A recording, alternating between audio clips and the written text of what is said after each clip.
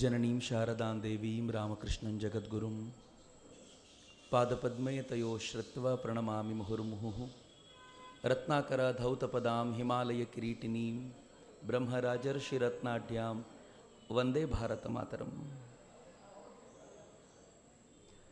ವೇದಿಕೆ ಮೇಲೆ ಆಸನರಾಗಿರುವ ಆದರಣೀಯ ಹಿರಿಯರಿಗೆ ಶ್ರದ್ಧೆಯ ನಮನಗಳು.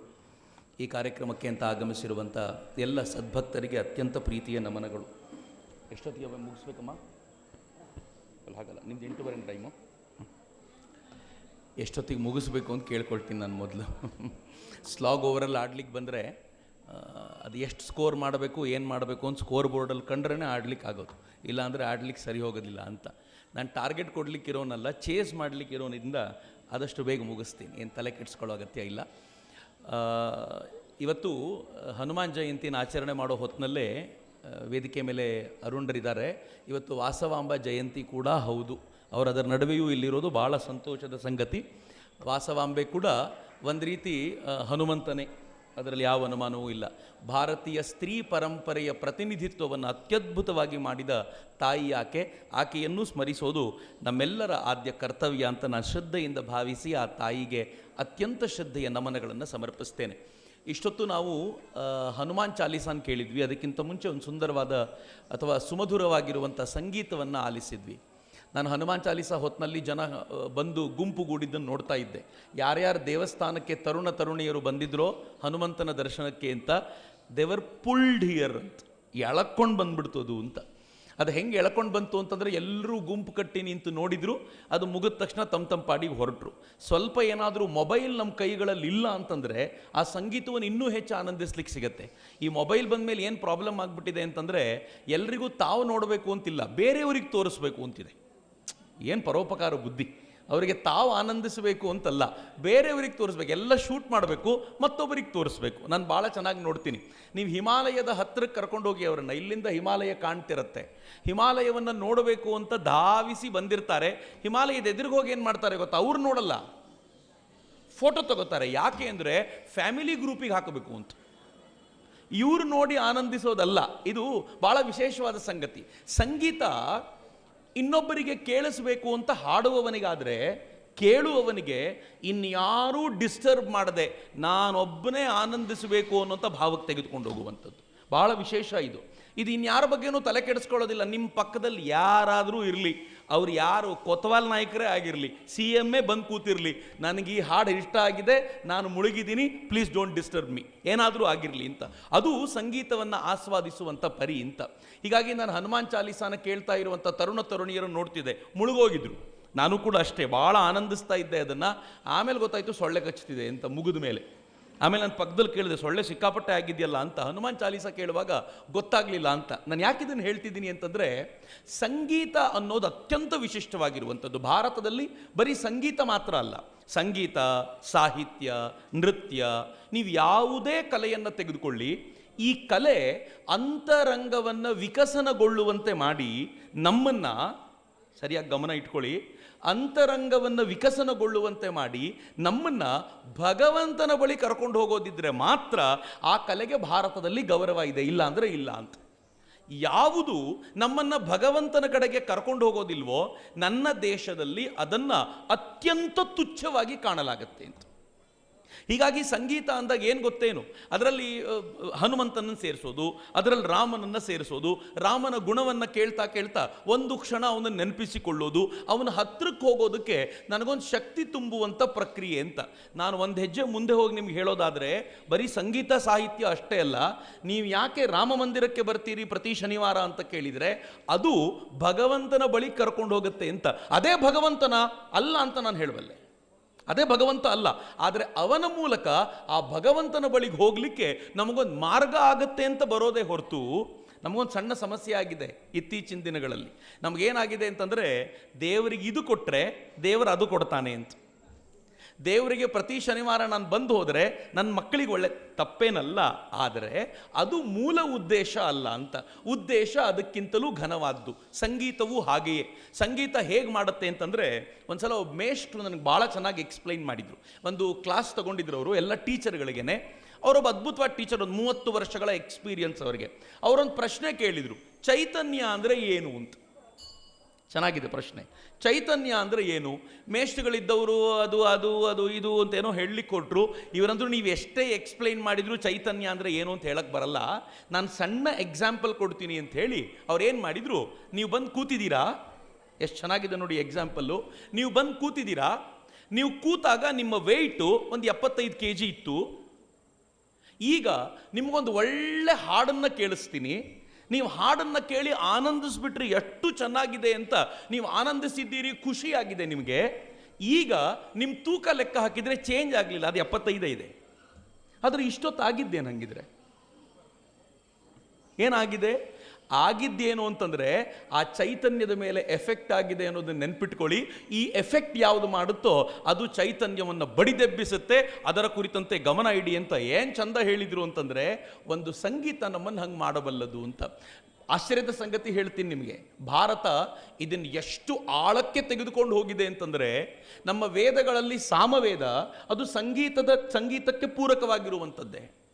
7 ಸ್ವರಗಳನ್ನು ಹಿಡ್ಕೊಂಡು ಭಾರತ ಎಷ್ಟು ರಾಗಗಳನ್ನು ಉತ್ಪನ್ನ ಮಾಡಿದೆ ಅಂತಂದರೆ ಅಸಂಖ್ಯ, ಅಂದರೆ ಅತಿಶಯೋಕ್ತಿ ಅಲ್ಲ. ಅಷ್ಟು ರಾಗಗಳ ಮೂಲಕ ನಮ್ಮನ್ನು ಆನಂದಿತಗೊಳಿಸಿದೆ, ಮುದಗೊಳಿಸಿದೆ.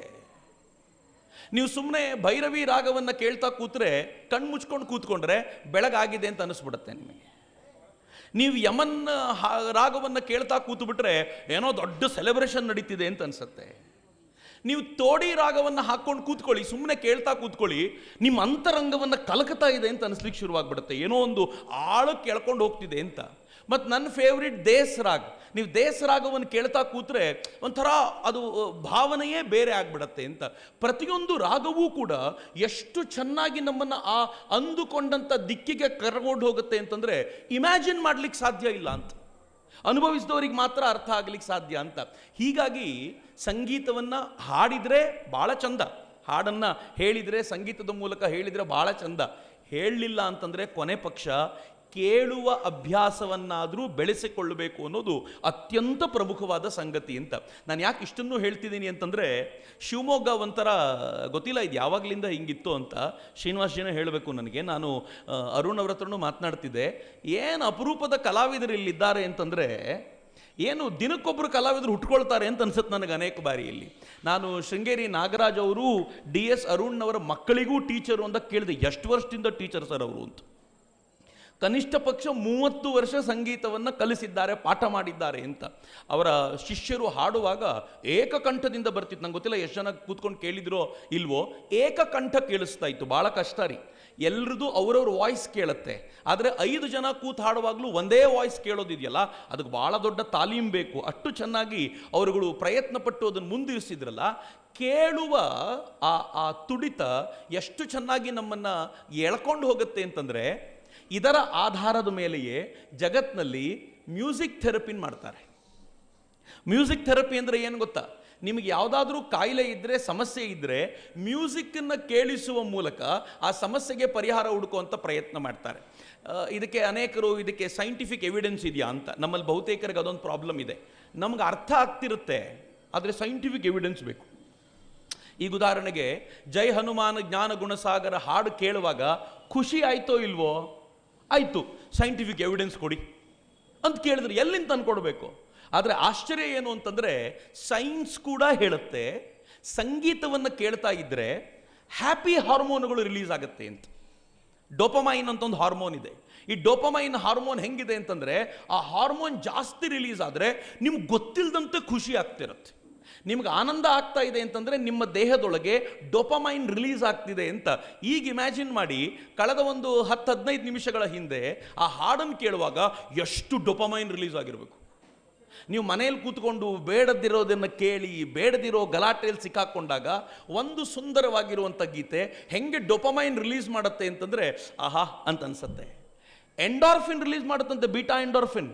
ನಾನು ಒಂದು ಪೇಪರ್ ಪ್ರೆಸೆಂಟ್ ಮಾಡಿರೋದನ್ನು ಓದಿದ್ದೀನಿ. ಬೀಟಾ ಎಂಡಾರ್ಫಿನ್ ಏನು ಅಂತಂದರೆ, ಈ ಸೈನ್ಯದಲ್ಲಿ ಇರುವಂಥ ಸೈನಿಕರು ಯೂಶುವಲ್ ಆಗಿ ಇಂಜೆಕ್ಷನ್ ಇಟ್ಕೊಂಡಿರ್ತಾರೆ. ಅದನ್ನು ಎಲ್ಲಾದರೂ ಗುಂಡು ಬಿದ್ದರೆ, ಏಟಾದರೆ ಎಂಡಾರ್ಫಿನ್ ಚುಚ್ಚಿಸ್ಕೊಳ್ತಾರೆ. ಆಗ ಆ ನೋವು ಗೊತ್ತಾಗಲ್ಲ. ಎಂಡಾರ್ಫಿನ್ ಅನ್ನೋದು ನೋವನ್ನು ಮರೆಸುವಂಥ ಒಂದು ಅಪರೂಪದ ಹಾರ್ಮೋನ್. ಹಾಡು ಕೇಳಿದ ಅಷ್ಟು ಹೊತ್ತು ಇರುವ ಪೇಯ್ನ್ ದೂರ ಆಗುತ್ತೆ. ನಾನು ಅದಕ್ಕೆ ಹೇಳಿದ್ದು, ಸೊಳ್ಳೆ ಕಚ್ಚಿದ ನೆನಪಾಗಲಿಲ್ಲ. ಯಾಕೆ ಅಂತಂದರೆ ಅಲ್ಲಿ ಎಂಡಾರ್ಫಿನ್ ಅಷ್ಟು ರಿಲೀಸ್ ಆಗ್ತಿದ್ರೆ ಅಷ್ಟು ರಿಲೀಸ್ ಆಗಿ ನಿಮಗೆ ಕ್ಲಿಯರ್ ಮಾಡ್ತಾ ಇದ್ರೆ ನೋವೆಲ್ಲಿಂದ ಗೊತ್ತಾಗಬೇಕು ಅಂತ. ಇದು ಭಾಳ ಸುಂದರವಾದ್ದು. ಹೀಗಾಗಿ ನಾನು ಕಳಕಳಿಯಿಂದ ಕೇಳ್ಕೊಳ್ತೀನಿ, ಮುಂದಿನ ಪೀಳಿಗೆ ಆ ಮಕ್ಕಳಿಗೆ ನಾವು ಕೇಳೋದನ್ನು ರೂಢಿ ಮಾಡಿಸೋಣ ಅಂತ. ಈ ಸಂಗೀತವನ್ನು ಕೇಳೋದು ಭಾಳ ಸುಂದರ. ಮತ್ತು ನಾನು ಆಗಲೇ ಹೇಳಿದೆ, ಸಂಗೀತವನ್ನು ಕೇಳೋದು ಯಾತಕ್ಕೆ ಅಂತಂದರೆ ಆ ಸಂಗೀತದ ಮೂಲಕ ಭಗವಂತನ ಬಳಿಗೆ ಹೋಗಬೇಕು ಅಂತ. ಕೂತಷ್ಟು ಹೊತ್ತು ಈ ಸಂಗೀತಕ್ಕೆ ಈ 3D ಚಿತ್ರಗಳನ್ನು ಜಾಯಿಂಟ್ ಮಾಡಿದ್ರಿಂದ ಒಂದು ಅದ್ಭುತ ಏನಾಯಿತು ಅಂತಂದರೆ, ಆ ಸಾಲುಗಳು ಅರ್ಥ ಆದವರಿಗೆ ಆ ಚಿತ್ರ ನೋಡಿದಾಗ ವಾಹ್ ಏನು ಅದ್ಭುತವಾಗಿದ್ದಾನಪ್ಪ ಆಂಜನೇಯ ಅಂತ ಒಂದು ಕ್ಷಣಕ್ಕೆ ಕನೆಕ್ಟ್ ಆಗಲಿಕ್ಕೆ ಸಾಧ್ಯ ಆಯಿತು ಅಂತ. ನಮ್ಮ ಅಲ್ಟಿಮೇಟ್ ಗೋಲ್ ಅದೇ, ಭಗವಂತನಿಗೆ ನಮ್ಮನ್ನು ನಾವು ಕನೆಕ್ಟ್ ಮಾಡ್ಕೊಳ್ಳೋದು ಹೇಗೆ ಅಂತ. ಯಾವ ಭಗವಂತನ ಎದುರಿಗೆ ಹೋದರೆ ನಮ್ಮ ಮಾತು, ನಮ್ಮ ಸಂಗೀತ, ನಮ್ಮ ಸಾಹಿತ್ಯ, ನಮ್ಮ ನೃತ್ಯ ಎಲ್ಲವೂ ಸ್ತಬ್ಧವಾಗುತ್ತೋ ಅಂಥ ಭಗವಂತನ ಬಳಿಗೆ ಇವುಗಳ ಮೂಲಕ ಹೋಗೋದು. ಎಷ್ಟು ಚೆನ್ನಾಗಿದೆ ನೋಡಿ. ಕೃಷ್ಣ ಗೀತೆಯಲ್ಲಿ ಚೆನ್ನಾಗಿ ಹೇಳ್ತಾನೆ, ನ ತತ್ರ ಸೂರ್ಯೋ ಭಾತಿ ನ ಚಂದ್ರ ತಾರಕಂ ನೇಮಾ ವಿದ್ಯುತೋ ಭಾತಿ ಕುತೋಯಮಗ್ನಿ. ಪರಮಾತ್ಮ ಹೆಂಗಿದ್ದಾನೆ ಅಂತಂದರೆ, ನ ತತ್ರ ಸೂರ್ಯೋ ಭಾತಿ, ಅವನ ಎದುರಿಗೆ ಸೂರ್ಯ ಹೊಳೆಯೋದಿಲ್ವಂತೆ. ನ ತತ್ರ ಸೂರ್ಯೋ ಭಾತಿ ನ ಚಂದ್ರ ತಾರಕಂ, ಚಂದ್ರ ತಾರೆಗಳು, ಸೂರ್ಯನೇ ಹೊಳೆಯೋದಿಲ್ಲ ಅಂತಂದಮೇಲೆ ಇನ್ನು ಚಂದ್ರ ತಾರೆಗಳ ಯಾವ ಲೆಕ್ಕ. ಅವನು ಮುಂದುವರೆದು ಹೇಳ್ತಾನೆ, ನೇಮಾ ವಿದ್ಯುತೋ ಭಾತಿ ಕುತೋಯಮಗ್ನಿ. ಈ ವಿದ್ಯುತ್ತು ಕೂಡ, ಯಾವ ಮಿಂಚು ಇಷ್ಟು ಪ್ರಖರವಾಗಿ ಕಣ್ಣೆದುರಿಗೆ ಕಾಣುತ್ತೋ ಆ ಪರಮಾತ್ಮನ ಎದುರಿಗೆ ಆ ಮಿಂಚು ಕೂಡ ಮಂಕಾಗತ್ತೆ. ಹಂಗಿರುವಾಗ ನಾವು ಯಾವ ಅಗ್ನಿಯನ್ನು ಪೂಜಿಸ್ತೀವೋ ಅವನ ಸಾಮರ್ಥ್ಯ ಏನು ಅವನ ಮುಂದೆ? ಅಂಥ ಪರಮಾತ್ಮ, ಅವನ ಮುಂದೆ ಮಾತು ನಿಲ್ಲುತ್ತೆ. ನೆನ್ಪಿಟ್ಕೊಳ್ಳಿ, ಯಾರು ಪರಮಾತ್ಮನ ಕುರಿತಂತೆ ತುಂಬ ಮಾತಾಡ್ತಾರೋ ಅವ್ರು ಪರಮಾತ್ಮನ ನೋಡಿಲ್ಲ ಅಂತ. ಹೀಗಾಗಿ ನಾನು ತುಂಬ ಮಾತಾಡ್ತಿದ್ದೀನಿ ಅಂತಂದರೆ ಯು ಕ್ಯಾನ್ ಡಿಸೈಡ್ ಅವ್ನು ನೋಡಲಿಲ್ಲ ಅಂತ, 100% ನೋಡಲಿಲ್ಲ ಅಂತ. ಪರಮಾತ್ಮನ ನೋಡಿದ ತಕ್ಷಣ ಮಾತು ನಿಂತೋಗುತ್ತೆ ಅಂತ. ಅದರ ವೈಭವ ಹೆಂಗಿದೆ ಅಂತಂದರೆ, ಆ ವೈಭವಕ್ಕೆ ಸರಿಸಾಟಿಯಾಗಿ ಮತ್ತೊಂದನ್ನು ಕಂಪೇರ್ ಮಾಡಲಿಕ್ಕಾಗಲ್ಲ ಅಂತ ಅದ್ಭುತವಾದ್ದು. ಆ ಪರಮಾತ್ಮನ ಎದುರಿಗೆ ನಿಮ್ಮೆಲ್ಲ ಬುದ್ಧಿಮತ್ತೆ ಎಲ್ಲವೂ, ಯಾಕೆಂದರೆ ಎಲ್ಲವೂ ಅವನದ್ದೇ ಆಗಿರೋದ್ರಿಂದ ಅವನ ಮುಂದೆ ಎಲ್ಲವೂ ಸ್ತಬ್ಧವಾಗುತ್ತೆ. ಆದರೆ ಇವತ್ತು ನಾವು ಯಾವ ಆಂಜನೇಯನ ಪೂಜೆ ಮಾಡಲಿಕ್ಕೆ ನಿಂತಿದ್ದೀವೋ ಅಥವಾ ಯಾವ ಆಂಜನೇಯನ ಜಯಂತಿ ಆಚರಣೆ ಮಾಡ್ತಿದ್ದೀವೋ ಆ ಆಂಜನೇಯ ವಾಕ್ಯ ವಿಶಾರದ ಅಂತ ಕರೆಸ್ಕೊಂಡಿದ್ದು ರಾಮನಿಂದ, ವಾಗ್ಮಿ ಅಂತ ಕರೆಸ್ಕೊಂಡಿದ್ದು ರಾಮನಿಂದ. ಆಂಜನೇಯನ ಜಯಂತಿಯ ದಿನ ಯಾರಾದರೂ ಚಕ್ರವರ್ತಿನ ವಾಗ್ಮಿ ಅಂದರೆ ನಾಚಿಕೆ ಆಗಬೇಕು ನನಗೆ. ಯಾಕೆ ನಾಚಿಕೆ ಆಗಬೇಕು ಅಂತಂದರೆ, ಆಂಜನೇಯನ ಮಾತಿನ ಮುಂದೆ ಇದ್ಯಾವುದು ಮಾತೇ ಅಲ್ಲ. ಯಾಕೆ ಅಂದರೆ ಪರಮಾತ್ಮನೇ ಒಪ್ಪಿಕೊಂಡ ಮಾತು. ನಂಗೆ ಆಂಜನೇಯನ ಕಂಡಾಗ ಯಾಕೆ ಅದ್ಭುತ ಅನಿಸುತ್ತೆ ಅಂತಂದರೆ, ನಮ್ಮಲ್ಲಿ ಬಹುತೇಕರಿಗೆ ಇಡೀ ನೀವು ಆ ಚಿತ್ರಗಳನ್ನು ನೋಡಿದಾಗ ಅನ್ಸುತ್ತೆ ಆಂಜನೇಯ ವೆಲ್ ಬಿಲ್ಟ್ ಬಾಡಿ, ಅವನ ಕೈಯಲ್ಲಿ ಒಂದು ಆಯುಧ ಇದೆ, ಏನು ಚೆಸ್ಟ್ ಎಲ್ಲ ಜೋರ್ದಾರಾಗಿದೆ, ಅವನ ಮಸಲ್ಸ್ಗಳು ಜೋರ್ದಾರಾಗಿವೆ. ಆಂಜನೇಯ ಅಂದರೆ ಒಂದು ಗಟ್ಟಿ ದೇಹ ಅಂತ ತೋರಿಸ್ತಾರೆ. ಮತ್ತು ನಮ್ಗೆ ಯೂಶ್ವಲ್ ಆಗಿ ನಮ್ಮ ತಲೆಯಲ್ಲಿ ಏನಿದೆ ಅಂತಂದರೆ, ಆ ಥರ ತುಂಬ ಮಸಲ್ಗಳಿದ್ದವ್ರು ಬುದ್ಧಿ ಜಾಸ್ತಿ ಇರಲ್ಲ ಅಂತ. ಆಂಜನೇಯ ಭಾರ್ಗವ ಅವರು ಮಾತನಾಡುವಾಗ ಕಪಿ ಬುದ್ಧಿ, ವಾನರ ಅನ್ನುವಂಥ ಕಲ್ಪನೆ ಇದೆಯಲ್ಲ, ಆಂಜನೇಯ ಹಂಗಲ್ಲ. ಆಂಜನೇಯ ವಾನರ ಅನ್ನುವಂಥ ನಮ್ಮ ಕಲ್ಪನೆ, ಈ ಕಪಿಯ ಕಲ್ಪನೆ ಏನಿದೆ ಅದಲ್ಲ. ಅಥವಾ ಆಂಜನೇಯ ಮಾತ್ರ ಅಲ್ಲ, ಅವನನ್ನು ಮೀರಿದ ಎಲ್ಲರೂ ಕೂಡ. ನಾನು ಸುಮ್ಮನೆ ಒಂದು ಉದಾಹರಣೆ ಕೊಡ್ತೀನಿ ನಿಮಗೆ. ಇದು ಸುಂದರಕಾಂಡದಲ್ಲಿ ಬರುವಂಥ ಉದಾಹರಣೆ ಹೇಳೋದು ನಾನು ನಿಮಗೆ. ಈ ಆಂಜನೇಯ ಸೀತೆಯ ದರ್ಶನ ಮಾಡ್ಕೊಂಡು ಬರ್ತಾನಲ್ಲ, ವಾಪಸ್ ಬಂದಮೇಲೆ ಏನಾಗುತ್ತೆ, ಅವನು ಫಸ್ಟ್ ರಿಪೋರ್ಟ್ ಕೊಡ್ತಾನೆ ಅಂಗದನಿಗೆ, ಜಾಂಬವಂತನಿಗೆ. ಆಂಜನೇಯನ ಆನಂದವನ್ನು ನೋಡಿ ಅವ್ರಿಗೆಲ್ರಿಗೂ ಖುಷಿಯಾಗುತ್ತೆ. ಇಷ್ಟು ಖುಷಿಯಾಗಿದ್ದಾನೆ ಆಂಜನೇಯ ಅಂದರೆ ಅಮ್ಮನ ದರ್ಶನ ಆಗಿರ್ಬೇಕಪ್ಪ, ಏನಾಯ್ತು ಹೇಳು ಅಂತ. ಆಂಜನೇಯ ಕೂರಿಸ್ಕೊಂಡು ಎಲ್ಲ ಕತೆ ಹೇಳ್ತಾನೆ. ಹೇಳಿದ ತಕ್ಷಣ ಅಂಗದ ಏನು ಹೇಳ್ತಾನೆ ಗೊತ್ತಾ, ಎಲ್ಲ ಕಪಿಗಳು ಕುಣಿದಾಡ್ತಿರ್ತಾರೆ, ವಾನರ ಸೇನಾ ನಾಯಕರೆಲ್ಲ ಕುಣಿದಾಡ್ತಾರೆ, ಇಡೀ ವಾನರ ಸೇನೆ ಕುಣಿದಾಡ್ತಿರುತ್ತೆ. ಹಂಗಂದ ತಕ್ಷಣ ಅಂಗದ ಹೇಳ್ತಾನೆ, ಇವತ್ತು ನಿಮ್ಗೆಲ್ರಿಗೂ ಒಂದು ಅವಕಾಶ. ಇಲ್ಲೊಂದು ವನ ಇದೆ, ಅತ್ಯಂತ ಪ್ರಮುಖವಾದ ವನ. ಅದನ್ನು ವಾಲಿ ಸುಗ್ರೀವರು ಕೂಡ ಅತ್ಯಂತ ಗೌರವದಿಂದ ನೋಡ್ತಾ ಇದ್ರು. ಯಾರೂ ಅದರೊಳಗೆ ಪ್ರವೇಶ ಮಾಡುವಂತಿರಲಿಲ್ಲ. ಇವತ್ತು ನಾನು ಯುವರಾಜನಾಗಿ ಹೇಳ್ತೀನಿ, ಏನು ಬೇಕೋ ನುಗ್ಗಿ ಆ ಇಡೀ ವನವನ್ನು ಧ್ವಂಸ ಮಾಡಿ ಅಂತ. ಕೇಳಬೇಕಾ ವಾನರ ಸೇನೆಗೆ? ನುಗ್ತಾರೆ, ಅಲ್ಲಿರೋ ಹಣ್ಣುಗಳನ್ನು ಕೀಳ್ತಾರೆ, ತಿಂತಾರೆ, ಹಾಳು ಮಾಡ್ತಾರೆ. ಅಲ್ಲಿರುವಂಥ ಜೇನನ್ನು ಹಿಂಡಾಗಿ ಕಿತ್ಕೊಂಡು ಕುಡಿತಾರೆ, ಕುಡಿದು ಬಂದು ಬಿದ್ಕೊಳ್ತಾನೆ. ಅಷ್ಟೊತ್ತಿಗೆ ಅದನ್ನು ನೋಡಲಿಕ್ಕೆ ಅಂತ ಯಾರು ಜವಾಬ್ದಾರಿ ಇತ್ತು ಅವನು ಬರ್ತಾನೆ. ಅವನು ಬಂದು ಇವ್ರ ಮೇಲೆಲ್ಲ ಹೊಡಿಬೇಕು, ಯುದ್ಧ ಮಾಡಬೇಕು ಅಂತ ಹೋದರೆ ಅವನನ್ನು ಅಂಗದ ಮತ್ತು ಹನುಮಂತರು ಬಡಿತಾರೆ. ಅವನು ಗಾಬರಿಯಾಗಿ, ಎಷ್ಟು ಚೆನ್ನಾಗಿದೆ ನೋಡಿ, ಗಾಬರಿಯಾಗಿ ಓಡ್ ಹೋಗಿ ಸುಗ್ರೀವನ ಬಳಿ ನಿಂತ್ಕೊಂಡು ಹೇಳ್ತಾನೆ, ಎಲ್ಲ ಬಂದ್ಬಿಟ್ಟಿದ್ದಾರೆ, ಯಾವ ವನವನ್ನು ಎಂಟ್ರ್ ಮಾಡಬಾರದು ಅಂತ ಇಷ್ಟು ದಿನ ಎಲ್ಲರೂ ಸಂಯಮ ಕಾಪಾಡಿಕೊಂಡಿದ್ರು, ನುಗ್ಗುಬಿಟ್ಟಿದ್ದಾರೆ, ಪೂರ್ತಿ ಹಾಳು ಮಾಡ್ತಿದ್ದಾರೆ ಅಂತ ಹೇಳಿದಾಗ ಸುಗ್ರೀವನ ಜಾಗದಲ್ಲಿ ಬೇರೆ ಯಾರಾದರೂ ಇದ್ದಿದ್ದರೆ ಏನು ಹೇಳ್ತಿದ್ರು ಗೊತ್ತಾ? ಅಂಗದನನ್ನು ಕರಿ, ಅವನಿಗೆ ನಾನು ಶಿಕ್ಷೆ ಕೊಡ್ತೀನಿ, ನನ್ನ ಪ್ರೀತಿಯ ವನಕ್ಕೆ ಹೇಗೆ ನುಗ್ಗಿದ ಅವನು ಅಂತ ನಾನು ಕೇಳ್ತೀನಿ ಅಂತ ಅವನು ಕೋಪಿಸ್ಕೋಬೇಕಲ್ಲ. ವಾನರ ಬುದ್ಧಿ ಅಲ್ಲ, ಕಪಿ ಬುದ್ಧಿ ಅಲ್ಲ. ಆದರೆ ಸುಗ್ರೀವ ಏನು ಹೇಳ್ತಾನೆ ಗೊತ್ತಾ? ವಾಹ್, ಎಂಥ ಒಳ್ಳೆ ಸುದ್ದಿ ಕೊಟ್ಟೆ. ನಾನು ಗಾಬರಿ ಆಗ್ತಾನೆ, ಸುದ್ದಿ ಯಾಕೆ ಒಳ್ಳೇದು?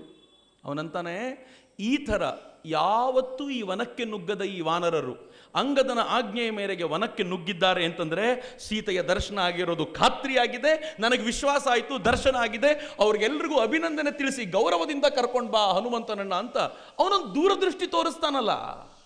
ನಾನು ಸುಂದರಕಾಂಡದಲ್ಲಿ ಇದನ್ನು ಓದುವಾಗ ವಾಹ್ ಅಂತ ಅನ್ನಿಸ್ಬಿಡ್ತು ನನಗೆ. ಏನು ಚಂದಪ್ಪ, ಆ ರಾಜನ ಸ್ಥಾನದಲ್ಲಿದ್ದವನಿಗೆ ಒಂದು ಕ್ಷಣ ಕೋಪ ಬರಲಿಲ್ಲ, ಆದರೆ ಹಿಂಗೆ ಅನ್ಕೊಂಡ ಅಂತ. ಹಾಗೆ ಯಾವ ಹನುಮಂತನ ಬಗ್ಗೆ ನಾವು ಬರೀ ಶಕ್ತಿವಂತ ಅಂತ ಭಾವಿಸ್ತೀವೋ ಆತ ಅಪ್ರತಿಮ ಬುದ್ಧಿವಂತನೂ ಕೂಡ. ಯಾವಾಗಲೂ ಈ ಬನ್ನಂಜ ಗೋವಿಂದಾಚಾರ್ಯರು ಹೇಳೋರು, ಅವರಿಗೆ ರಾಮಾಯಣದಲ್ಲಿ ಅತ್ಯಂತ ಪ್ರೀತಿಯ ಕ್ಯಾರೆಕ್ಟರ್ ಅಂದರೆ ಹನುಮಂತ, ಮತ್ತು ಮಹಾಭಾರತದಲ್ಲಿ ಅತ್ಯಂತ ಪ್ರೀತಿಯ ಕ್ಯಾರೆಕ್ಟರ್ ಅಂದರೆ ಭೀಮ. ಇಬ್ಬರು ಬಲವಂತರು, ಆದರೆ ಅವ್ರು ಯಾವಾಗಲೂ ಹೇಳೋರು ಬುದ್ಧಿವಂತ ಕೂಡ ಅಂತ.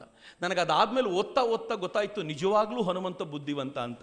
ಮೊದಲನೇ ಬಾರಿಗೆ ರಾಮ ಲಕ್ಷ್ಮಣರ ಎಂಟ್ರಿ ಆಗುತ್ತಲ್ಲ, ಕಿಷ್ಕಿಂದೆಗೆ ಎಂಟ್ರಿ ಆಗ್ತಾರಲ್ಲ, ಎಂಟ್ರಿ ಆಗುವಾಗ ದೂರದಲ್ಲಿ ಕೂತಿದ್ದಂಥ ಈ ಸುಗ್ರೀವ ಅದನ್ನು ನೋಡ್ತಾನೆ, ನೋಡಿ ಹೇಳ್ತಾನೆ, ವಾಲಿಯೇ ನನ್ನನ್ನು ಹಿಡಿದು ಕೊಲ್ಲಲಿಕ್ಕೆ ಅಂತ ಯಾರನ್ನೋ ಮಾರು ವೇಷದಲ್ಲಿ ಕಳಿಸಿದ್ದಾನೆ, ಇವ್ರು ಡೇಂಜರು, ನಾನು ಈ ಜಾಗ ಬಿಟ್ಟು ಓಡೋಗ್ಬಿಡ್ತೀನಿ ಅಂತ ಅವ್ನು ಸಿದ್ಧನಾಗ್ಬಿಡ್ತಾನೆ. ಹನುಮಂತ ದೂರದಿಂದ ನೋಡಿ, ತಪ್ಪು ತಿಳ್ಕೊಂಡಿದ್ಯಾ ನೀನು, ನೋಡಿದ್ರೆ ಹಂಗೆ ಅನ್ನಿಸ್ತಿಲ್ಲ, ನನಗೊಂದು ಸಮಯ ಕೊಡು, ನಾನು ಯಾರು ಅಂತ ತಿಳ್ಕೊಂಡು ಬರ್ತೀನಿ ಅಂತ ಅವ್ರ ಬಳಿಗೆ ಹೊರಡ್ತಾನೆ. ಹೊರಡುವಾಗ ಹೆಂಗೆ ಹೋಗ್ತಾನೆ ಅಂತಂದರೆ, ನಾನು ಈ ವಾನರ ವೇಷದಲ್ಲಿದ್ದರೆ ಅವ್ರಿಗೆ ಸ್ವಲ್ಪ ಗೊಂದಲ ಹುಟ್ಟಬಹುದು ಅಂತ ಹೇಳಿ ಒಬ್ಬ ಸನ್ಯಾಸಿಯ ವೇಷದಲ್ಲಿ ಈ ಇಬ್ಬರು ತರುಣರ ಮುಂದೆ ಹೋಗಿ ನಿಲ್ತಾನೆ.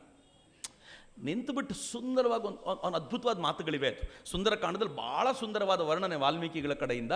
ಚೆನ್ನಾಗಿ ಅವನು ಮಾತಾಡಿ ಎಲ್ಲವನ್ನೂ ಹೇಳ್ತಾನೆ. ನಾವು ಯಾರು, ನೀವು ಎಲ್ಲಿಗೆ ಬಂದಿದ್ದೀರಾ ಎಲ್ಲವನ್ನೂ ಕೇಳೋದಕ್ಕೆ ಸುಂದರವಾದ ಪದಗುಚ್ಛಗಳನ್ನು ಬಳಸಿ ರಾಮನ ಮುಂದೆ ಪ್ರಸ್ತುತಪಡಿಸ್ತಾನೆ. ಯಾರ ಮುಂದೆ? ಸಾಕ್ಷಾತ್ ಭಗವಂತನ ಮುಂದೆ ಹನುಮಂತ ತನ್ನ ಮಾತುಗಳನ್ನು ಮುಂದಿಡ್ತಾನೆ. ನೆಕ್ಸ್ಟ್ ಏನಾಗುತ್ತೆ ಗೊತ್ತಾ? ಭಾಳ ಇಂಟ್ರೆಸ್ಟಿಂಗ್ ಆಗಿರೋ ಸಂಗತಿ. ರಾಮ ಲಕ್ಷ್ಮಣನಿಗೆ ಏನು ಹೇಳ್ತಾನೆ ಗೊತ್ತಾ? ಬಂದಿರೋನ್ ಸಾಮಾನ್ಯ ಅಂತ ಅನಿಸಲ್ಲ ಕಣೋ. ಅವನ ಮಾತುಗಳನ್ನು ಕೇಳಿದರೆ ಋಗ್ವೇದ, ಯಜುರ್ವೇದ, ಸಾಮವೇದ ಮೂರೂ ಗೊತ್ತಿರೋನ್ ಮಾತ್ರ ಇಂಥ ಮಾತುಗಳನ್ನು ಆಡ್ಲಿಕ್ಕೆ ಸಾಧ್ಯ. ಅವನ ಮಾತಿನಲ್ಲಿ ಬಳಸಿರೋ ಪದಗಳನ್ನು ನೋಡು, ಅವನು ನೋಡಿದರೆ ವ್ಯಾಕರಣವನ್ನು ಚೆನ್ನಾಗಿ ಅರೆದು ಕುಡಿದಿದ್ದಾನೆ ಅಂತ ಗೊತ್ತಾಗುತ್ತೆ. ಮೂರನೇದು ಏನು ಚೆನ್ನಾಗಿ ಹೇಳ್ತಾನೆ ರಾಮ, ಅವನ ಮಾತನ್ನು ಗಮನಿಸಿದ್ಯಾ?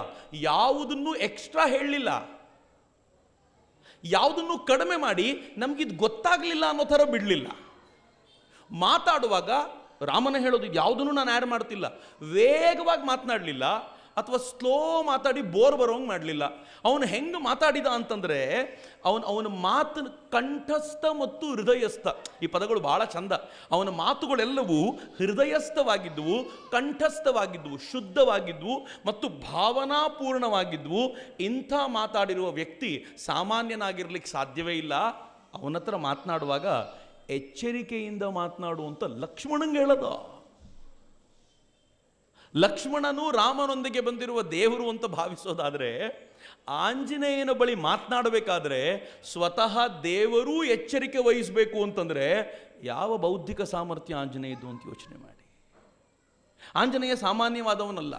ಅವನ ಬುದ್ಧಿವಂತಿಕೆಯನ್ನು ನಾನು ಬೇರೆ ಯಾವುದನ್ನು ಮುಟ್ಟೋದೇ ಇಲ್ಲ. ಬರೀ ಸುಂದರಕಾಂಡವನ್ನೇ ನೀವುಗಳು ಗಮನಿಸೋದಾದರೆ ಅವನನ್ನು ಕಳಿಸ್ಕೊಡ್ತಾರಲ್ಲ, ನೀನು ಹೋಗಬೇಕು ಅಂತ ಹೇಳಿ ಜಾಂಬವಂತ ಅವನ ಶಕ್ತಿ ಸಾಮರ್ಥ್ಯವನ್ನು ಹೇಳಿ ಕಳಿಸಿದ ನಂತರ ದಾರಿಯುದ್ದಕ್ಕೂ ಏನು ಚಾಲೆಂಜು, ಹನುಮಂತನಿಗೆ ಎದುರಾದ ಚಾಲೆಂಜ್ಗಳು. ಹನುಮಂತ ಈ ಕೆಲಸವನ್ನು ಮಾಡಿಯೇ ತೀರ್ತಾನೆ, ಶತಸಿದ್ಧ. ಆದರೆ ಹನುಮಂತ ಹಾರಿ ಹೋಗಬೇಕಾದಾಗ ದಾರಿಯುದ್ದಕ್ಕೂ ಎಂಥ ಚಾಲೆಂಜು. ದೇವತೆಗಳು ಪರೀಕ್ಷೆ ಮಾಡ್ತಾರೆ. ಇಂದ್ರ ಹೇಳ್ತಾನೆ ಮೈನಾಕ ಪರ್ವತಕ್ಕೆ ಎದ್ನಿಲ್ಲು, ಆಂಜನೇಯ ಬರ್ತಿದ್ದಾನೆ, ಅವನ ತಂದೆಯ ಕಾರಣಕ್ಕೋಸ್ಕರ ನೀನು ಬಚಾವಾಗಿದ್ದೀಯಾ, ಹೋಗು, ಅವನಿಗೊಂದು ವಿಶ್ರಾಂತಿ ಮಾಡಿಕೊಳ್ಳಿಕ್ಕೆ ಅವಕಾಶ ಮಾಡಿಕೊಡು ಅಂತಂದಾಗ ಈ ಹನುಮಾನ್ ಚಾಲಿಸಾದಲ್ಲೊಂದು ಸೇಯಿಂಗ್ ಒಂದು ಸಾಲು ಬರುತ್ತಲ್ಲ, ರಾಮ ಕಾಜ್ ಕರಿ ಬೇಕೋ ಆತುರ. ಅರ್ಥ ಏನು ಗೊತ್ತೇನದ್ರದ್ದು? ರಾಮ ಕಾರ್ಯಕ್ಕೋಸ್ಕರ ಆತುರ, ಅವನಿಗೆ ಪುರ್ಸೊತ್ತಿಲ್ಲ. ಈಗ ಹಾರ್ತಾ ಇದ್ದೀಯಾ, ತುಂಬ ಹಾರಿ ಇಷ್ಟು ದೂರ ಬಂದು ಸುಸ್ತಾಗಿದ್ದೀಯಾ, ಒಂದು ಸ್ವಲ್ಪ ರೆಸ್ಟ್ ತಗೋ. ಸಮುದ್ರ ಅಂದರೆ ಹೇಗಿರುತ್ತೆ ಅಂತಂದರೆ ರೆಸ್ಟ್ ತಗೊಳ್ಳಿಕ್ಕೆ ಜಾಗ ಇಲ್ಲ ನಿಮಗೆ. ಈ ಥರ ಅಲ್ಲಲ್ಲಿ ಗುಡ್ಡಗಳಿವೆ ಅಂತ ಗೊತ್ತಿದ್ರೆ ಆಂಜನೇಯನಲ್ಲ ಬೇರೆಯವರು ಹಾರೋಗ್ತಿದ್ರೇನೋ, ಮಧ್ಯೆ ಮಧ್ಯೆ ರೆಸ್ಟ್ ತಗೊಂಡು ಹೋಗ್ಬೋದು ಅಂತ. ಆದರೆ ಯಾರಿಗೂ ಗೊತ್ತಿಲ್ಲ ಅಲ್ಲಿ ಗುಡ್ಡ ಇದೆ ಅಂತ. ಅಂಥದ್ರಲ್ಲಿ ಮೈನಾಕ ಕೆಳಗಿಂದ ಮೇಲ್ ಬಂದು ನಿಂತ್ಕೊಂಡು ಹೇಳ್ತಾನೆ, ಮೈನಾಕ ತನಗೆ ತೊಂದರೆ ಕೊಡ್ಲಿಕ್ಕೆ ಬಂದಿದೆ ಅಂತ ಒಂದು ಗುದ್ದುತ್ತಾನೆ ಆಂಜನೇಯ. ಮೈನಾಕ ಹೇಳ್ತಾನೆ, ಇಲ್ಲ ಕಣ, ನಾನು ತೊಂದರೆ ಕೊಡ್ಲಿಕ್ಕೆ ಬಂದಿಲ್ಲ, ನಿಮ್ಮ ಅಪ್ಪ ನಂಗೆ ತುಂಬ ಹೆಲ್ಪ್ ಮಾಡಿದ್ದಾರೆ, ಅವರಿಂದಾಗಿ ನನ್ನ ರೆಕ್ಕೆಗಳೆಲ್ಲ ಉಳ್ಕೊಂಡಿರೋದು, ನಾನು ಬೆಳಿಲಿಕ್ಕೆ ಸಾಧ್ಯ ಆಗ್ತಾ ಇರೋದು. ಇಲ್ಲ ಅಂದರೆ ಇಂದ್ರ ಯಾವತ್ತೋ ನನ್ನ ರೆಕ್ಕೆ ಮುರಿದಾಕ್ಬಿಡ್ತಿದ್ದ. ನಿಮ್ಮ ಅಪ್ಪನ ಈ ಕೃಪೆಗೋಸ್ಕರ, ಉಪಕಾರಕ್ಕೋಸ್ಕರ ನೀವು ಒಂದು ನಿಮಿಷ ರೆಸ್ಟ್ ತೊಗೊಂಡು ಇಲ್ಲಿರೋಂಥ ಹಣ್ಣು ಹಂಪಲು ತಿನ್ಕೊಂಡು ಹೋಗು ಅಂದರೆ ಆಂಜನೇಯ ಏನು ಹೇಳ್ತಾನೆ ಗೊತ್ತಾ? ನಿನ್ನ ಪ್ರೀತಿಗೆ ಧನ್ಯವಾದ, ಆದರೆ ರಾಮ ಕಾರ್ಯಕ್ಕೋಸ್ಕರ ಬಂದಿದ್ದೀನಿ, ನಂಗೆ ವಿಶ್ರಾಂತಿ ತೆಗೆದುಕೊಳ್ಳುವಷ್ಟು ಪುರುಸೊತ್ತಿಲ್ಲ, ದಯವಿಟ್ಟು ಬಿಡು ನಾನು ಹೊರಡ್ತೀನಿ ಅಂತ ವಿಶ್ರಾಂತಿ ತೆಗೆದುಕೊಳ್ಳೋದೇ ಹೋಗೋದು. ಕಪಿಯೇ ಆಗಿದ್ದರೆ, ಸಾಮಾನ್ಯ ಕಪಿಯೇ ಆಗಿದ್ದಿದ್ರೆ ಕೂತ್ಕೊಂಡು ಅಲ್ಲಿರೋ ತೋಟನ ಧ್ವಂಸಗೊಳಿಸಿ ಒಂದು ಸ್ವಲ್ಪ ಕುಡಿಯುವಷ್ಟು ಕುಡಿದು ತಿನ್ನುವಷ್ಟು ತಿಂದು ಒಂದಷ್ಟು ತಂಟೆಗಿರಿ ಮಾಡಿ ಹೋಗಬೇಕಿತ್ತು. ಅದು ಆರ್ಡಿನರಿ ಮನುಷ್ಯ ಅಲ್ಲ ಆತ. ಇವತ್ತಿನ ಟೈಟ್ಲ್ ಇಟ್ಟಿದ್ದಾರಲ್ಲ, ಚಿರಂಜೀವಿ ಸಾವಿರದ ಹನುಮ ಅಂತ, ಇವೆರಡೂ ಕೂಡ ಪುನರುಕ್ತಿ ಅಂತ ಕರೀತಾರೆ ಕನ್ನಡದಲ್ಲಿ. ಒಂಥರ ಪುನರುಕ್ತಿಯೇ. ಚಿರಂಜೀವಿ ಅಂತಂದರೆ ಸದಾ ಜೀವಿಸುವಂಥವನು, ಸಾವಿರದ ಅಂದರೆಯೂ ಸದಾ ಜೀವಿಸುವಂಥವನೇ. ಅವನಿಗೆ ಸಾವಿಲ್ಲದ ಚಿರಂಜೀವಿಯಾದ ಆ ಹನುಮನಿಗೆ ಅರ್ಪಣೆ ಮಾಡಿರುವಂಥ ಗೌರವ ಈ ದೃಷ್ಟಿಯಿಂದ ಅತ್ಯಂತ ಸಾರ್ಥಕವಾದ್ದು ಅಂತ. ಏನು ಸಾರ್ಥಕತೆ ಅವನದ್ದು! ನಾವು ಸುಂದರಕಾಂಡವನ್ನು ಬಹುಶಃ ನನಗನ್ಸುತ್ತೆ ನಮ್ಮ ಮುಂದಿನ ಪೀಳಿಗೆಯ ತರುಣರಿಗೆ ಓದಿಸ್ಬೇಕು. ನಾನು ಅದೇ ನೋಡ್ತಿದ್ದೆ, ಶನಿವಾರದ ಹೊತ್ತು ಎಷ್ಟು ಜನ ತರುಣರು ಬರ್ತಾರಪ್ಪ ಇಲ್ಲಿಗೆ, ಎಷ್ಟೊಂದು ಜನ ಬರ್ತಾರೆ, ದಂಡು ಬರ್ತಿದ್ರು. ಒಂದೊಂದು ಸಲಕ್ಕೆ 50 100 ಜನ ತರುಣರು ಬರ್ತಾರೆ. ಖುಷಿ. ನನಗನ್ಸೋದು ಯಾವಾಗಲೂ ಹಾಗೆ, ಯಾವತ್ತು ಧರ್ಮ ನಾಶಕ್ಕೆ ಪ್ರಯತ್ನಿಸ್ತಾರೋ ಆಗ ಧರ್ಮ ಇನ್ನೂ ಹೆಚ್ಚು ವೈಭವಿತವಾಗಿ ಬೆಳಗುತ್ತೆ ಅನ್ನೋದಕ್ಕೆ ನಾವೇ ಸಾಕ್ಷಿ. ನಾನು ಸುಮ್ಮನೆ ಹೇಳೋದು, ಧರ್ಮ ನಾಶ ಮಾಡಬೇಕು ಅಂತ ಎಂತೆಂಥ ಪ್ರಯತ್ನ ಮಾಡಿ ಯಾರ್ಯಾರೋ ಅಧಿಕಾರಕ್ಕೆ ಬಂದರು. ಅಧಿಕಾರಕ್ಕೆ ಬಂದವ್ರು ಅಂದ್ಕೊಂಡ್ರು ನಾವು ಬಸ್ ಟಿಕೆಟ್ ಫ್ರೀ ಕೊಟ್ಟರೆ ಪರ್ಮನೆಂಟ್ ಆಗಿರ್ತೀವಿ ಅಂತ. ಆದರೆ ಅಲ್ಲಿದ್ದ ಲೆಫ್ಟಿಸ್ಟ್ಗಳ ಗ್ರೂಪ್ ಏನಿತ್ತು ಗೊತ್ತಾ, ನಮ್ಮನ್ನು ದೇವಸ್ಥಾನದಿಂದ ದೂರ ಕರ್ಕೊಂಡು ಬರ್ಲಿಕ್ಕೆ ಏನು ಮಾಡಬೇಕೋ ಅದೆಲ್ಲ ಪ್ರಯತ್ನ ಮಾಡಬೇಕು ಅಂತ. ಆದರೆ ಮಜಾ ಏನಾಯಿತು ಗೊತ್ತಾ, ಭಗವಂತನ ಲೀಲೆಯೇ ಬೇರೆ. ಫ್ರೀ ಬಸ್ ಟಿಕೆಟ್ ಕೊಟ್ಟರೆ ಯಾರೂ ವಿಧಾನಸೌಧಕ್ಕೆ ಹೋಗಲಿಲ್ಲ, ಎಲ್ಲರೂ ದೇವಸ್ಥಾನಗಳಿಗೆ ಹೋದರು. ನನಗೆ ಮೊನ್ನೆ ಯಾರೋ ಹೇಳ್ತಾ ಇದ್ರು, ಬೆಂಗಳೂರಿನಿಂದ ಕೆಲವು ಟೀಮ್ಗಳು, ಮಜಾ ನೋಡಿ ಹೆಂಗಿದೆ, ಕೆಲವು ಟೀಮ್ಗಳು ಪ್ರತಿ ಶುಕ್ರವಾರ ಬೆಳಗ್ಗೆ ಚಾಮುಂಡಿ ದೇವಿಯ ದರ್ಶನಕ್ಕೆ ಮೈಸೂರಿಗೆ ಹೋಗುತ್ತಂತೆ. ನೀವು ಮಾಡಿದ್ದೇನು, ದೇವಸ್ಥಾನದಿಂದ ಜನರನ್ನು ದೂರ ಕರ್ಕೊಂಡು ಬರಬೇಕು ಅಂತ ಎಲ್ಲ ಯೋಜನೆಗಳನ್ನು ಮಾಡಿದ್ರಿ. ಇದು ಒಂದು ಯೋಜನೆ ಮಾಡಿದ್ರಿಂದಾಗಿ ಮೂಲೆಯ ಜನ ಈ ನಾಡಿನ ಎಲ್ಲ ದೇವಸ್ಥಾನಗಳನ್ನು ಸಂಚರಿಸ್ತಾರೆ. ನಾನು ಕರ್ನಾಟಕ ಗೌರ್ಮೆಂಟನ್ನು ಆಗ್ರಹಿಸ್ತೀನಿ, ಬರೀ ಕರ್ನಾಟಕ ಯಾಕೆ, ದೇಶದ ಎಲ್ಲಿ ಬಸ್ಸಲ್ಲಿ ಹೋದರೂ ನಿಮಗೆ ಫ್ರೀ ಅಂತ ಒಂದು ಮಾಡಿಕೊಟ್ಬಿಡಿ. ನಮ್ಮ ಹೆಣ್ಮಕ್ಳು ಇಡೀ ದೇಶ ದೇವಸ್ಥಾನಗಳನ್ನು ಸುತ್ತಾಡ್ಕೊಂಡು ಬರುವಂತಾದರೆ ನಿಜವಾದ ಸಾರ್ಥಕತೆ ಅಲ್ಲಿದೆ ಅಂತ. ಹೀಗೆ ಅಂತ ಧರ್ಮ ರಕ್ಷಣೆ ನಮಗೆ ಗೊತ್ತಿಲ್ಲದಂತೆ ತನ್ಪಾಡಿಗೆ ತಾನು ಹೆಂಗೆ ಮಾಡ್ಕೊಳ್ಳುತ್ತೆ ಅಂತಂದರೆ, ನೀವುಗಳು ಬಂದರೆ ಸಂತೋಷ, ಇಲ್ಲಾಂದರೆ ಸರಿ ಮಾಡ್ಕೊಳ್ಳೋದು ನನಗೆ ಗೊತ್ತಿದೆ ಅಂತ. ನೀವು ಆಂಜನೇಯನ ಬದುಕಿನಲ್ಲಿ ಈ ಥರದ ಅನೇಕ ಸಂಗತಿಗಳನ್ನು ನೋಡ್ಲಿಕ್ಕೆ ಸಿಗತ್ತೆ. ನನಗೆ ಆಂಜನೇಯ ಯಾಕೆ ನಾನು ಮುಂದಿನ ಪೀಳಿಗೆಗೆ ಅದನ್ನು ಓದಿಸ್ಬೇಕು ಅಂತ ಹೇಳ್ಕೊಳ್ತೀನಿ ಅಂತ ಅಂದ್ಕೊಂಡ್ರೆ, ನಾವೆಲ್ಲರೂ ಸುಂದರಕಾಂಡವನ್ನು ಓದಬೇಕು ಅಂತ ಹೇಳ್ತೀನಿ ಅಂದ್ಕೊಂಡ್ರೆ, ಈ ಆಂಜನೇಯ ಹುಡುಕ್ಲಿಕ್ಕೆ ಅಂತ ಬರ್ತಾನಲ್ಲ, ಲಂಕೆಗೆ ಬರ್ತಾನೆ. ಕಥೆ ನಮಗೆಲ್ರಿಗೂ ಗೊತ್ತಿದೆ. ಬಂದ ಆಂಜನೇಯ ಏನು ಮಾಡ್ತಾನೆ, ಈ ರಾವಣನ ಮಹಾಪ್ರಸಾದವನ್ನು ನುಗ್ತಾನೆ, ಅವನ ಅರಮನೆಯನ್ನು ನುಗ್ತಾನೆ, ಅಂತಃಪುರಕ್ಕೆ ಹೋಗ್ತಾನೆ. ಅಂತಃಪುರದಲ್ಲಿ ಅದಾಗಲೇ ಮತ್ತೇರಿಕೊಂಡು ಇಷ್ಟೊತ್ತು ತಮ್ಮ ಕಾಮಕೇಳಿಗಳಲ್ಲಿ ಭಾಗವಹಿಸಿಕೊಂಡಿದ್ದಂಥ 100 ಹೆಂಗಳೆಯರು, ಅವರುಗಳ ಮಧ್ಯೆ ರಾವಣಾಸುರನಾಗಿ ಬಿದ್ದುಕೊಂಡಿದ್ದಾನೆ. ಅವನು ಘೋರ ನಿದ್ದೆಯಲ್ಲಿದ್ದಾನೆ, ಗೊರಕೆ ಹೊಡಿತಿದ್ದಾನೆ. ಈ ಹೆಣ್ಮಕ್ಕಳೆಲ್ಲ ಹೆಂಗೋ ಬಿದ್ದಿದ್ದಾರೆ. ಆಂಜನೇಯ ಒಂದೊಂದೇ ಹೆಣ್ಮಗುವಿನ ಮುಖ ನೋಡ್ಕೊಂಡು ಬರ್ತಾನೆ. ಸೀತೆ ಇದ್ದಾಳ, ಅವನ ಕೆಲಸ ಅದೇ ಅಲ್ಲ, ಸೀತೆನ ಹುಡ್ಕೋದು ಅಂತ. ಸೀತೆಯ ಕ್ಯಾರೆಕ್ಟರ್ ಬಗ್ಗೆ ರಾಮ ಹೇಳಿ ಕಳಿಸಿದ್ದಾನೆ. ಅವಳು ಹಿಂಗಿದ್ದಾಳೆ, ಅವಳ ಗುಣ ಇಂಥದ್ದು, ಅವಳು ಎಂಥ ಅದ್ಭುತ, ಇವೆಲ್ಲವನ್ನೂ ಕನಸು ಕಟ್ಕೊಂಡಿದ್ದಾರೆ. ಹಾಗೆ ಇತ್ತು ಸೀತೆಯ ಬಗ್ಗೆ ಇವರಿಗಿದ್ದ ಕಲ್ಪನೆ ಎಂಥದ್ದು ಅಂತಂದರೆ, ರಾಮನಂಥ ರಾಮ, ಸಾಕ್ಷಾತ್ ಭಗವಂತ ಒಂದು ಹೆಣ್ಣಿಗಾಗಿ ಇಷ್ಟು ವಿಲಪಿಸ್ತಾ ಇದ್ದಾನೆ ಅಂತಂದರೆ ಆ ಹೆಣ್ಣು ಸಾಮಾನ್ಯ ಇರಲಿಕ್ಕೆ ಸಾಧ್ಯ ಇಲ್ಲ ಅಂತ. ರಾಮಾಯಣ ಹೆಂಗೆ ಹೇಳುತ್ತೆ ಗೊತ್ತಾ, ಸೀತೆ ರಾಮನಿಗೆ ಕೊನೆಗೆ ಸಿಗಬೇಕಾದ್ರೆ, ವಾಪಸ್ ಬರಬೇಕಾದ್ರೆ ಆಕೆಯನ್ನು ಮುಸುಕು ಹಾಕಿ ಕರ್ಕೊಂಡು ಬರಲಾಯ್ತಂತ. ರಾಮ ಎಲ್ಲ ಈ ವಾನರರು ಬಗ್ಗಿ ನೋಡ್ತಿದ್ರಂತ, ಹೆಂಗಿದ್ದಾಳೆ ಸೀತೆ ನೋಡಬೇಕು ಒಂದ್ಸಲ ಅಂತ. ಬಿಕಾಸ್ ಇಷ್ಟು ಕೇಳ್ಬಿಟ್ಟಿದ್ದೀವಲ್ಲ, ಇಷ್ಟು ಅವಳ ಬಗ್ಗೆ ಕೇಳಿದ ಮೇಲೆ ನೋಡಬೇಕು ಅಂತ. ರಾಮ ಹೇಳ್ತಾನೆ, ಮುಸುಕು ಯಾಕೆ ಹಾಕ್ತೀರಾ, ತೆಗಿರಿ, ಎಲ್ಲರೂ ನೋಡಲಿ ಅವಳನ್ನು ಅಂತ ಮುಸುಕು ತೆಗೆದು ಎಲ್ಲ ವಾನರರಿಗೂ ದರ್ಶನ ಕೊಡಿಸ್ತಾನೆ ಸೀತೆ. ಏನು ಚಂದ ರೀ ರಾಮಾಯಣ, ಏನು ಅದ್ಭುತ ಅದು. ಅಂಥದ್ರಲ್ಲಿ ಆಂಜನೇಯ ಇಲ್ಲಿ ಬರ್ತಾನಲ್ಲ, ಒಂದೊಂದು ಹೆಣ್ಮಗಳನ್ನು ನೋಡ್ತಾನೆ, ಇವಳಲ್ಲ ಇವಳಲ್ಲ ಇವಳಲ್ಲ ಇವಳಲ್ಲ ಅಂತ ನೋಡ್ತಾನೆ. ಒಂದು ಕಡೆ ಮಂಚದ ಮೇಲೆ, ಒಂದು ಪ್ರತ್ಯೇಕವಾದ ಮಂಚದ ಮೇಲೆ ಸುಂದರವಾಗಿರುವಂಥ ಸ್ತ್ರೀಯೊಬ್ಬಳು ಮಲಗಿರ್ತಾಳ. ಆಹಾ, ಸೀತೆ ಕಂಡು ಬಂದ್ಲಪ್ಪ ಅಂತ ಖುಷಿಯಾಗ್ಬಿಡುತ್ತೆ ಅವನಿಗೆ. ಒಡನೆ ಅವನು ಪ್ರಜ್ಞೆ ಜಾಗೃತವಾಗುತ್ತೆ. ತಲೆಗೆಲೆ ಕೆಟ್ಟಿದೆಯಾ ನನಗೆ, ರಾಮನ ಪತ್ನಿಯಾಗಿರುವ ಸೀತೆ ಇವನು ಅಂತಃಪುರಕ್ಕೆ ಬಂದು ಇಲ್ಲಿ ಮಲಗೋದುಂಟ, ಏನಾಗಿದೆ ನನಗೆ, ಸಾಧ್ಯನೇ ಇಲ್ಲ ಇವಳು ಸೀತೆ. ಮಂಡೋದರಿ ನೋಡ್ಬಿಟ್ಟಿರ್ತಾನ. ಆ ಮಂಡೋದರಿಯ ಸೌಂದರ್ಯವು ಎಂಥದ್ದು ಅಂತಂದರೆ, ಆಕೆಯು ಬಹಳ ಸುಂದರಿ, ಅವಳು ಬಹಳ ಭಗವತ್ ಪ್ರೇಮವುಳ್ಳಂಥ ತಾಯಿ ಆಕೆ. ಹೀಗಾಗಿ ಅವಳನ್ನು ನೋಡಿದಾಗ ಆ ಭಾವದಿಂದ ನೋಡ್ಬಿಡ್ತಾನ, ಓ ಸೀತೆ ಇರ್ಬೋದು ಅಂತ. ತಕ್ಷಣ ಅವನು ಪ್ರಜ್ಞೆ ಜಾಗೃತವಾಗತ್ತೆ, ಛೇ ಸೀತೆ ಆಗ್ಲಿಕ್ಕೆ ಸಾಧ್ಯ ಇಲ್ಲ ಇದು ಅಂತ. ಇದರ ನಡುವೆ ಏನು ಯೋಚನೆ ಬರುತ್ತೆ ಗೊತ್ತಾ ಅವನಿಗೆ, ಭಾಳ ಚೆನ್ನಾಗಿದೆ ಅದು.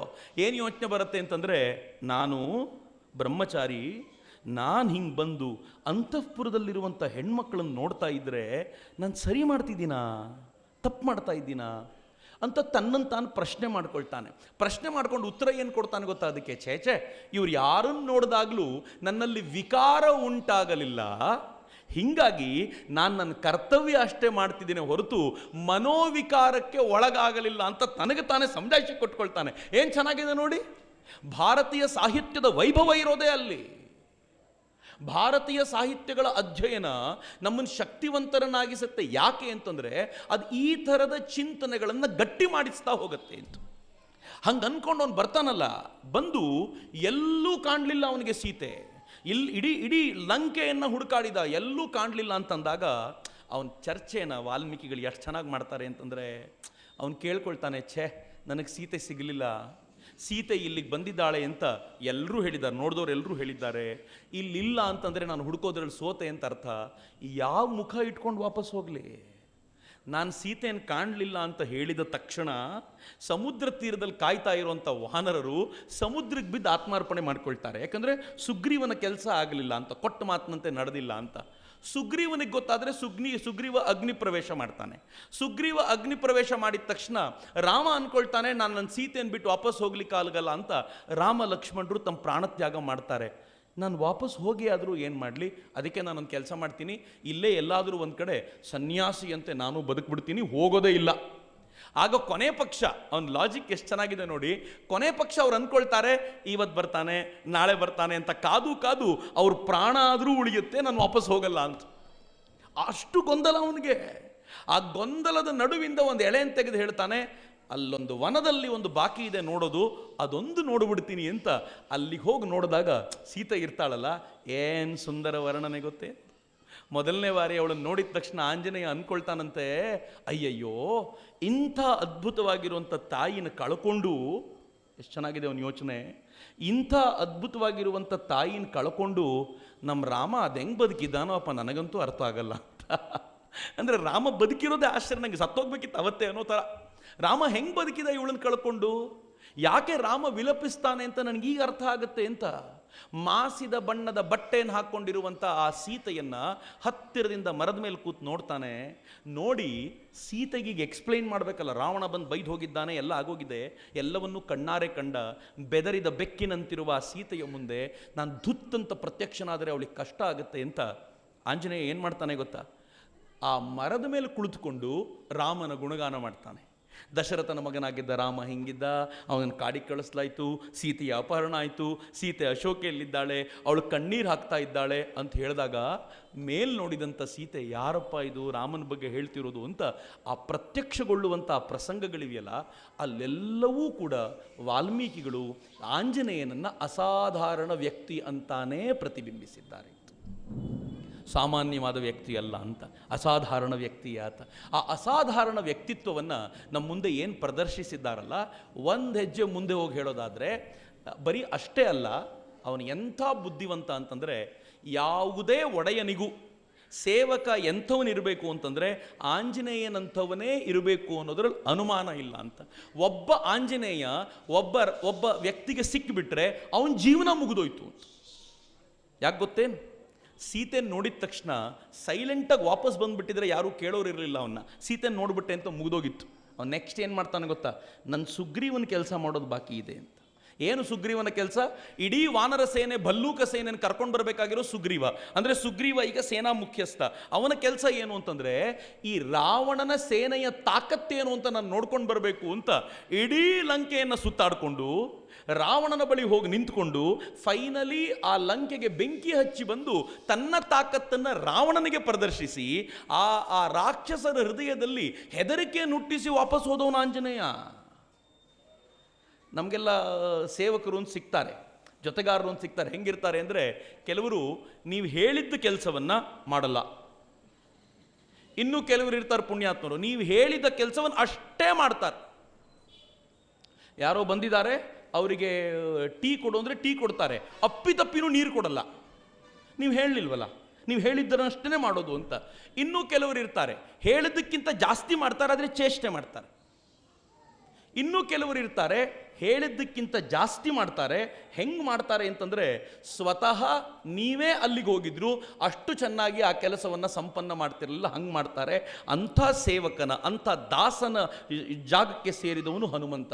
ಎಂಥ ಕೆಲಸ ಮಾಡ್ಕೊಂಡು ಬಂದ ಅಂತಂದರೆ, ಸುಗ್ರೀವನಿಗೆ ರಾಮನಿಗೆ ಸೀತೆಯ ವರದಿ ಕೊಟ್ಟ, ಸುಗ್ರೀವನಿಗೆ ರಾವಣನ ಸಾಮರ್ಥ್ಯವನ್ನು ತಿಳಿಸಿಕೊಟ್ಟ, ಮತ್ತು ರಾವಣನಿಗೆ ಏನಂದ ಗೊತ್ತಾ?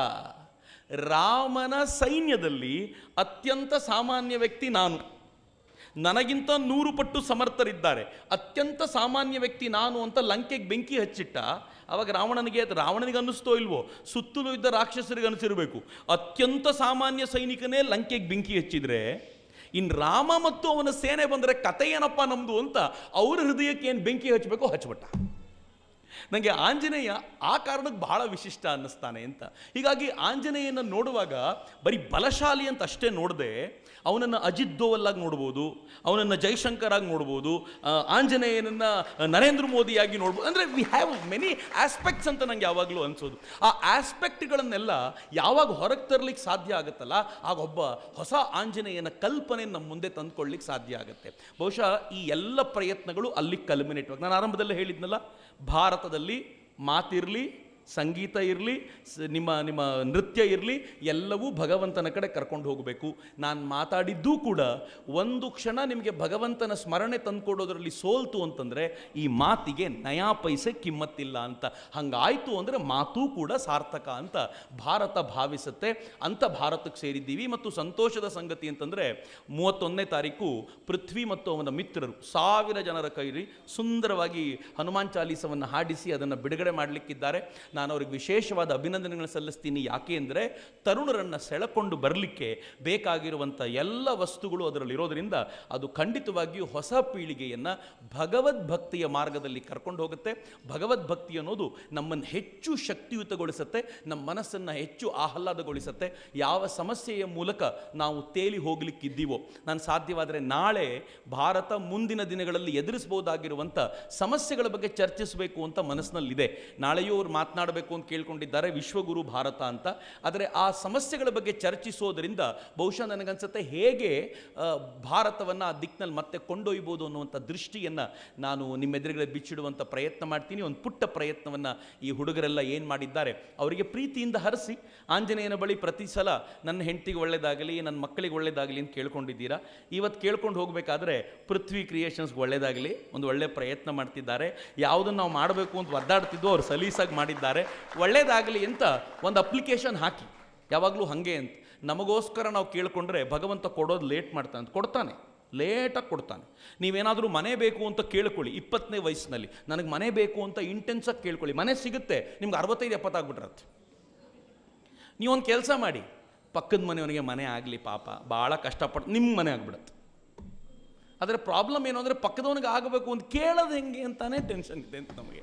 ಹೀಗಾಗಿ ಭಗವಂತನು ಯೋಚನೆ ಮಾಡ್ತಾನೆ. ಸೊ ಹೀಗಾಗಿ ಈ ಕ್ರಿಯೇಷನ್ಸ್ಗೆ ಒಳ್ಳೆಯದಾಗಲಿ, ಅದು ಮಾಡುವ ಕೆಲಸ ಸಾರ್ಥಕವಾಗಲಿ, ಅವರಿಗೆ ಯಶಸ್ಸು ಸಿಗಲಿ, ಆ ಮೂಲಕ ಭಾರತಕ್ಕೆ ಮತ್ತು ಜಗತ್ತಿಗೆ ಒಳಿತಾಗಲಿ ಅಂತ ಪ್ರಾರ್ಥಿಸಿ, ಒಳಿತೆಲ್ಲವೂ ನಮ್ಮನೆ ಬಾಗಿಲಿಗೆ ಬಂದು ಬೀಳುತ್ತೆ, ಭಗವಂತ ನಮಗೂ ಒಳಿತು ಮಾಡ್ತಾನೆ ಅಂತ ನಾವೆಲ್ಲರೂ ಅದನ್ನು ಭಾವಿಸೋಣ. ಈ ಅದ್ಭುತವಾಗಿರುವಂಥ ಕೆಲಸವನ್ನು ಮಾಡಿದ್ದ, ಅದಕ್ಕೆ ಸುಂದರವಾಗಿರುವಂಥ ವೇದಿಕೆಯನ್ನು ರೂಪಿಸಿಕೊಟ್ಟ ಎಲ್ಲರಿಗೂ ನಾನು ಹೃತ್ಪೂರ್ವಕವಾಗಿ ಧನ್ಯವಾದಗಳನ್ನು ಸಮರ್ಪಿಸಿ ನನ್ನ ಮಾತುಗಳನ್ನು ಆ ಬಲಶಾಲಿ ಬುದ್ಧಿಶಾಲಿ ಆಂಜನೇಯನ ಪದತಲಕ್ಕೆ ಸಮರ್ಪಿಸಿ ಮಾತುಗಳನ್ನು ಮುಗಿಸ್ತೇನೆ. ಎಲ್ರಿಗೂ ನಮಸ್ಕಾರ. ವಂದೇ ಮಾತರಂ. ಜೈ ಹಿಂದ್, ಜೈ ಶ್ರೀರಾಮ್.